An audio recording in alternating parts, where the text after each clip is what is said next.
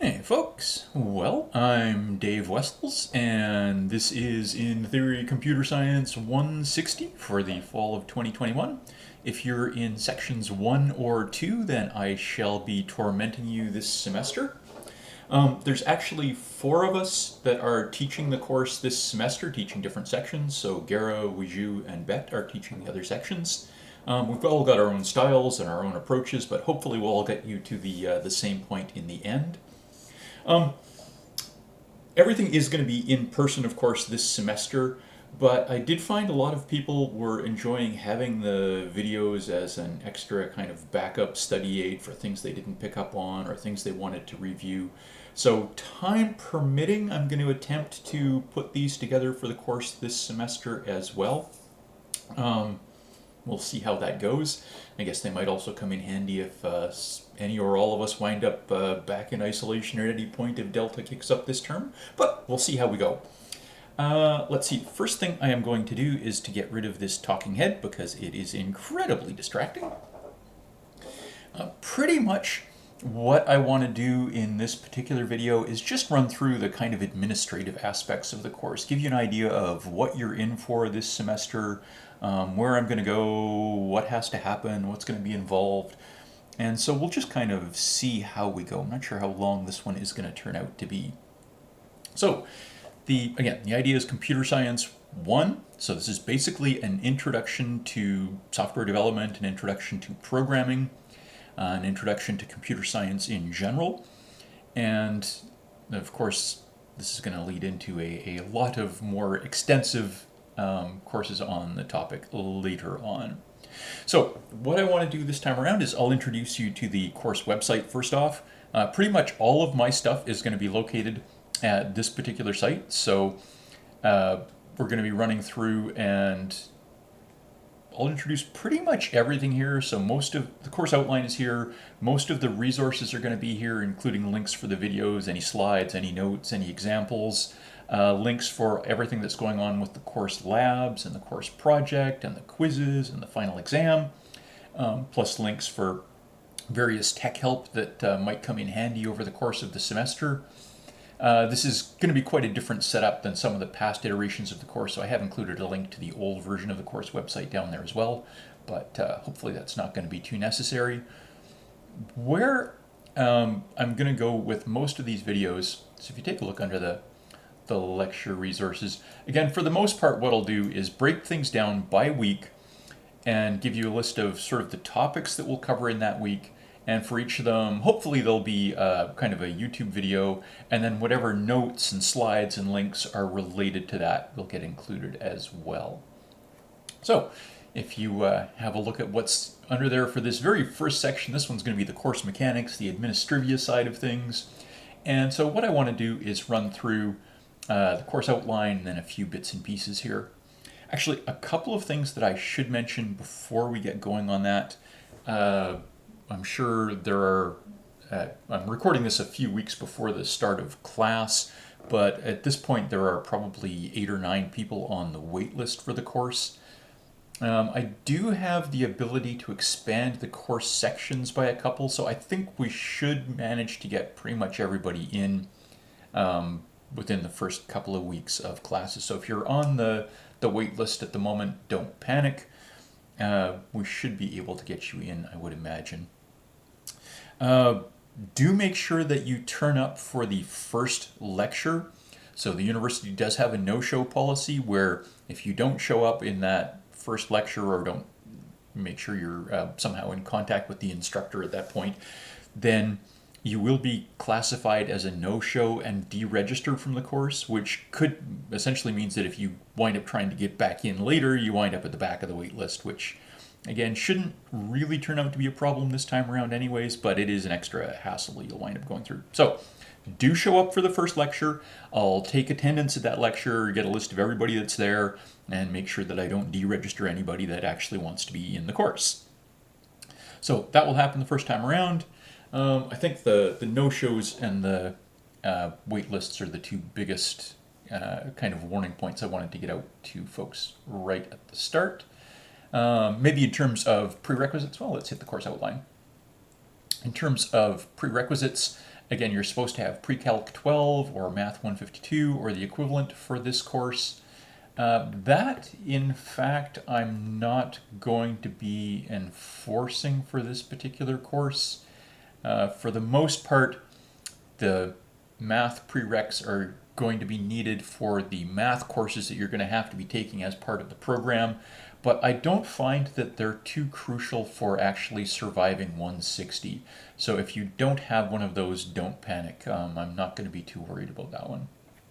So, course outline. Usual idea for these is that we go through, try and give you an idea of what's in the course, what's in store for you. Again, for the most part, this course is just giving you an introduction to the fundamentals of computer programming, software development, and computer science in general. In terms of contact information, that's me, Dave Wessels. Email address is david.wessels@viu.ca. I do have a phone in my office if I'm ever there again. So it's 753-3245, right, the campus number, and then I'm extension 2436. You can leave a message there. I don't particularly recommend that as a way of getting in touch with me because I am terrible about remembering to check my phone messages. So they might be there for a few weeks before I remember and go, oh geez, I wonder if I've checked my phone messages recently. If you fire me an email, or obviously if you corral me in person, but if you fire me an email, that I'll check, multiple times a day. So you should get a fairly prompt response if you fire me an email. So david.wessels@viu.ca. My office is in the physics building, building 315, room 222. So if you go to the second floor, there's kind of a little U-shaped hallway down at the end of the floor, and you'll find me right at the very end of that, as far from human beings as it's possible to get. I didn't pick it, but that's where I am. So my office hours are going to be Mondays 2:30 to kind of 3:20ish, and Fridays 12:30 to 1:20ish. Feel free to just drop in. If the door's open, come on in anytime. Other than that, it's probably best to either grab me in person before or after class, or before or after lab, or fire me an email and we can set things up if you need to meet on a different day. Let's see, and yeah, we'll figure that out as time goes on. So as far as the timetable for the course goes, again, we've got 3 lectures per week, and then you should each be in 1 lab session per week. So the lectures are Monday and Wednesday at 11:30 in building 315, room 216. I think we've only got certainly less than 40 people in my 2 sections of the course, and so we should have lots of room to kind of spread out in there a bit. We've routinely put sort of 70 people in that room, so we should have a little bit more space to spread out this semester. The labs, these aren't actually in what used to be our traditional first year lab, just because it's very tight and cramped and doesn't have the greatest air circulation in the world, which of course in these times is not a good thing. So what we're going to do for the first year labs is we're going to have them over in building 356 in room 340, which I have to go check out. I haven't been up there yet to see exactly what we're in store for, but there's one section has Mondays 4 to 5, the other section has Fridays 2:30 to 3:30. And it is going to be important to go to the labs. There's a lot that we're going to cover in there in terms of the practical aspects. A lot of the quizzes are going to be run in the actual lab session. I'll be doing things like giving out account information in the lab session, so it is important to make sure you get to those. So we've got the lectures in 315 Monday, Wednesday, and Friday. The Friday session is just a 1-hour session, and we'll quite often be using that for kind of practical or applied or experimenting with different ideas. But those are the times I'll be seeing you in person. Again, I mentioned that the course website is that one, and I'll try and put everything possible there. We will be using VIU Learn as well. I'll probably do announcements through VIU Learn, and we'll run some of the quizzes through VIU Learn. But we'll talk more about that as the semester trundles along. Over the course of the semester, you're going to be given, well, actually starting in week 2, you're going to be given accounts on the departmental Linux servers, and that's where you're going to be doing all of the work that you submit for the labs and the project.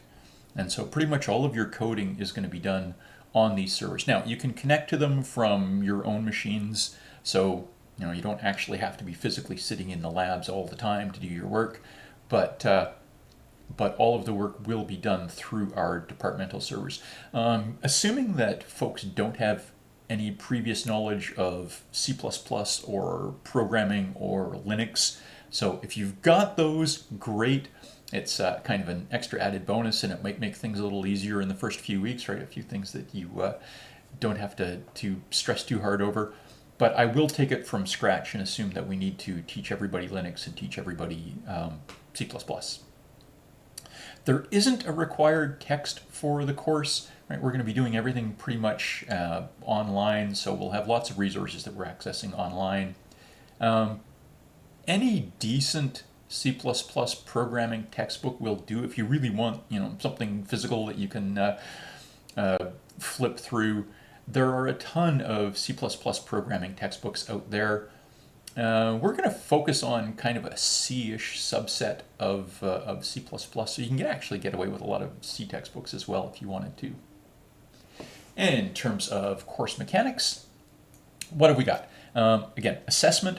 The way things are going to break down is you're going to have a sequence of labs, probably a half dozen labs over the course of the semester, say at 5% each, will be 30% of your mark.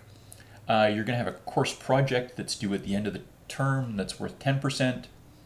We're going to have probably 5 quizzes this term that are worth a total of 30% of your mark, and then the final exam that will also be worth 30% of the mark. Final exams are formally scheduled by VIU, so there's an exam period that's 10 days long or something like that after the end of classes, and our exam will get scheduled somewhere in there. Traditionally, we get dumped in the gym someplace for that one, but we'll find out probably late October, early November where and when that is actually going to be. So we'll talk about that more as the semester goes along. All right, we do have a list. Oh, actually, yeah, one of the things that I should mention is if you're planning on going on and taking 161, 162, right, the later courses in computer science, then you do have to get through with at least a C- in this course. And the other thing that is important is that to pass this course, you must pass the labs and you must pass the final exam. So you have to get at least 15 out of 30 on your overall lab marks, and at least 15 out of 30 on your overall final exam mark. But again, we'll talk about that later on. In terms of topics, again, pretty general list of course topics, common introductory programming and software development skills that we want to introduce. So we're going to introduce the features that you're going to need to actually work with a command line environment or an IDE in terms of creating and running programs. Again, we're going to give you an introduction to Linux. It's not so crucial in terms of, I'm not going to do much, if anything, in the way of marking you on your Linux skills, but developing good Linux skills is just crucial to actually successfully getting through your work for the term. So from a pragmatic point of view, you're going to want to build up your Linux skills as the term goes along. We will spend a lot of time developing fluency in a high-level language, high-level programming language, so C++ in our case. And so we're going to introduce a lot of the different features of languages, and then we'll get into a lot of the different design ideas. It's one thing to simply develop software to write code, but it's something else entirely to write good code. And presumably we want the ability to actually do a good job of developing our software. So I'm going to spend a lot of time talking about good programming habits, good development habits, good problem solving habits and skills, and we will focus on that a lot as the semester goes along. So we will spend time looking at documentation, programming styles, code standards. We'll look at decent design skills and decent development skills. And again, we'll get more and more into the language features as we plow our way along. So there is a list of knowledge outcomes listed that are pretty much tied to the different topics that we're going to be covering. I'm going to let you go through those. Some of them won't have, I don't think, a lot of meaning at this point if you are completely new to programming. If you've got some programming experience, then as you go through those, you'll say, oh yeah, okay, so that's pretty much the subset of a language that we're going to wind up covering. Now again, as part of the course, you are enrolled in a lab, right? You've got to register in one of the lab sessions to get enrolled in the course. You do have to attend that. That's basically 1 hour a week in the lab, and then there's going to be additional lab work that you're assigned to do kind of out of hours, just as lab exercises and as the actual programming assignments that you're going to wind up turning in over the course of the semester. There are very specific mechanics for how you're going to do that, but we'll get into that when we get into the lab sessions themselves, and I'll give you details on that as the term rolls along. And we'll talk about late penalties and all that sort of thing as we get into the labs themselves in more detail. I did mention that you will be given an account on the department Linux servers. So I'll give you your account information in the first lab, which will happen in the second week of class. So there are no labs in the first week of lectures. So I think the first lab will be September 13th for people in the Monday session, and then I guess the 17th for people in the Friday session. So I will give you account information, your user ID, your password. I'll give you a reference to the assorted rules that you have to follow in terms of the use of your computer science Linux account, and we'll go from there. Again, there are fairly specific rules. I do want you to go through these because you are responsible for what happens with your account once you take it over. I did mention that one of the focuses of the course is to produce quality code and quality solutions. So code and documentation quality is going to be an important factor in the grading of the course. I'm going to be producing code standards that you're going to have to adhere to, and we'll talk about the whys of the different code standards as we go along as well. I don't want this to be just a kind of mindless set of rules that you must do this, but I want you to understand the importance, the significance of the decisions that we're making here. Again, in terms of the kind of administrative side of things, if you're not happy with the grade that you get in the course, well, if you're not happy because you think it was unfair, then you can appeal those. Typically, the best approach to take is if you think I've made a mistake in the grading of a lab or a quiz or a project or your final exam or whatever it might be, as soon as you know about it, come and see me and let me know, what the nature of the mistake seems to be. And yeah, let's face it, mistakes happen. I mess up. I make addition mistakes. I miss things that you put down in your answer sometimes. It does happen. Not a lot, but it does happen. So if you see a mistake, just come talk to me about it. I don't mind. And if I agree with you, then I'll change the mark and there's no problem. If I don't agree and I don't change the mark, then you do still have options. You can appeal to, probably the best approach first off is to go to the head of the department, that's Sarah Carruthers, and talk to her. And if you still don't get satisfaction there, then the university does have a formal appeal process that you can go through. So don't ever feel like you're stuck. Again, for the most part, I'll try and be pretty reasonable. And if you've got a kind of some justification for why you think the mark is an error, then I'm usually quite willing to look at it. Now, I generally won't go through and just remark something because you wish you got a better mark, right? If you come to me to request a mark change, it has to be because you see something that you think is incorrect in the marking, and you have to tell me what that incorrect thing is. It can't just be, I wish I had a better mark. And will you please remark this? Let's see, what else have we got in the administrative side of things? Grading scale, again, it's pretty common for VIU now, and it's right a pretty fixed scale. So I don't think there's any big surprises there. I will try and give you reasonably prompt feedback on assignments and quizzes and things so that you can keep up to date on what's going on. Do make sure that you keep track of some of the different resources that are available to you in the course. So Access Services provides a lot of help and counseling and special accommodations if there is anything that makes taking the course more challenging for you. So do feel free to make use of them. Do that as early as you can in the process and take advantage of the programs that the university provides. There are also a lot of different counseling services. There are writing services. The university does try and provide a reasonable selection of aids to students. So do look around and see what's available to you and take advantage of it, right? It's there for a reason, and it would be a shame to have these things go to waste. I do want to talk about the code of conduct a little bit. All of the work that you do for this course has to be your own work. You can't get somebody else to help you with an assignment or with a quiz or with a portion of an assignment or a portion of a quiz or the exam. And similarly, you can't help other people with this material, right? You have to do your own work.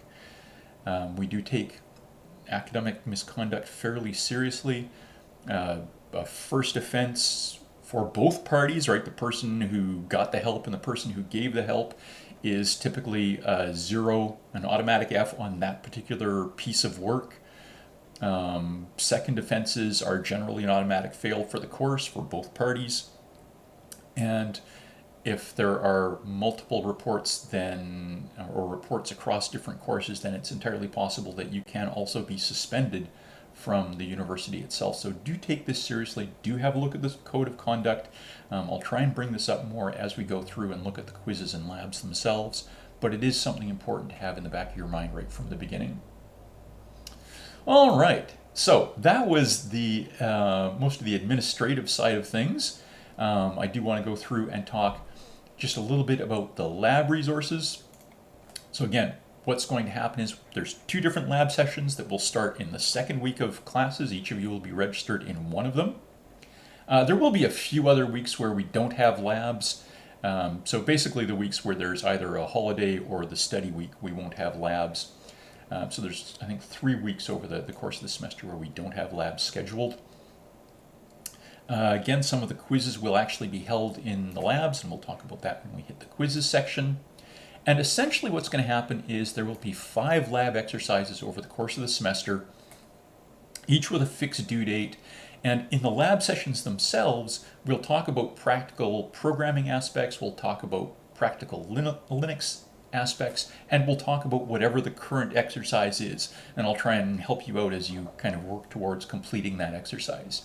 You will have to put in additional time outside the lab hours to complete it, right? These exercises do take longer than just that time, but it does give you a chance to be there and ask questions and work with me, and I'll give you tips and ideas on how to approach it, and hopefully we can have a fairly productive series of lab sessions.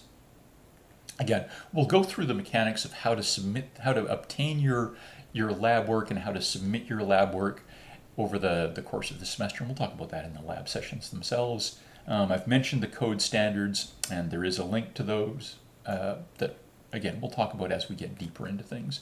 But pretty much all of your work for the labs, all of the information you need to complete the labs will be posted here as we grind our way along. In terms of late penalties and things, there are sort of escalating penalties the longer something is late. So if it's late but less than a day late, then it might be a 10% penalty. If it's 1 to 2 days late, 20%, and if it's 2 to 3 days late, 40%. After that, I won't submit it for grading. Again, for the most part, what I want to do is get folks feedback and to be able to post sample solutions for a lot of these things, within 4 or 5 days of the due date, or within a week at most of the due date for these labs. And I really can't post sample solutions if people are still turning things in. So I will be fairly strict about that timeline for the late submissions. what else did I want to go through? Again, we're going to have a set of quizzes for the course. So 5 quizzes, 6% each. The first one I'm actually going to do kind of handwritten in the lecture section on Friday the 17th. So at the end of the second week, I guess that is. And the final 4 quizzes will all be written in the labs themselves using VIU Learn. So you'll be using the VIU Learn quiz tool, which we'll talk about later on, and sitting in the lab working on these. And the idea is that you can then, sitting there in the lab, you can use some of the lab tools and do some practical work and submit your answers to the various quiz questions. And I can be there to help out. So that is the current plan. You do have to be in the lab to write the quiz. The only exception I'll make is if we do have people who wind up isolating and have to be at home for those days, then we'll arrange for them to take it through VIU Learn from home. But that is the plan. So again, 5 quizzes, I guess 6% each for those. And then the final exam, 30%, must pass the final exam to pass the course. It's probably going to wind up getting scheduled in the gym. And we'll talk a lot more about the final exam and about the quizzes themselves as we get closer to that time and date. Let's see, there will be a course project. I don't want to get too deeply into talking about the project until you've got some basic programming skills and some basic problem solving and design skills, but that will be coming up probably, I guess, late October. We'll get into talking about the requirements for the project and my expectations for the project, and then you'll have kind of 5 or 6 weeks to go through and complete it and submit it by the end of the semester. The other thing that I wanted to mention is the tech notes. So again, because we're using Linux and a lot of various different tools over the course of the semester, there are a lot of things that can go wrong or things that you might want help with or advice with. And so I've put together a tech notes page, and this kind of evolves over time. It started off fairly small and it's growing every year, but it's got information on your accounts, on how to reset your password if you need to, on how to get at the CS machines from home, some basic tips on using SSH to connect and using C++ and accessing the machines. So a whole slew of different things. And again, if you have a go through this, there's a lot of discussion of different tools that we wind up introducing over the course of the degree. Some of these are things that are that you might not use this year, but you might wind up using a year or 2 down the road. So feel free to explore through that. Do let me know if you find any errors in there. I'm constantly having to update them and revise those. But I think that was pretty much everything that I wanted to go through for this particular video. Just give you a feel for what's out there and kind of what to expect. Pretty much in the lectures, we're going to go through and talk about different aspects of design, different aspects of problem solving, and developing fluency with a programming language. And then in the labs, we'll be trying to apply that in terms of actual software development that you can create and run and test and demonstrate, and we'll see how we go. Again, if you have any questions, please feel free to email me. I think that's pretty much everything I want to do. I am really looking forward to seeing everybody in person on, I guess it's September 8th will be our first lecture, that Wednesday. And again, do make sure that you show up for that one. Again, remember we've got the sign up and no show policy, so do make sure you're in attendance for that. And I will see you all then. Have a great stretch until then. That's all for now, folks.